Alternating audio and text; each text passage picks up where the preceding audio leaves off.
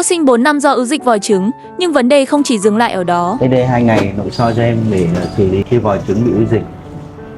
cộng với thăm kiểm tra cái nơi làm tổ của em bé, tức là buồng tử cung xem có bình thường hay không. Thì cái niêm mạc tử cung nó hơi viêm một chút, vòi trứng thì cả hai bên đều ứ dịch khá lớn và dính nhiều, thì đã xử lý kẹp vòi hai bên cho em rồi. Cái việc thứ ba đó là có một cái nhân xơ ở bên ngoài nó bám sát vào cái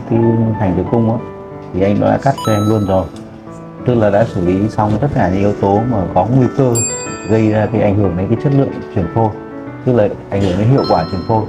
thì mình đã sàng lọc và xử lý tất cả nguy cơ rồi. Thì tháng tới khi nào mà có kinh ngày 2 thì mình bắt đầu mình chuẩn niêm mạc chuyển phôi nhé. Thì về nhà ăn uống tốt lên một chút, vì là trong cái xét nghiệm thì nó hơi thiếu máu một tí nhé.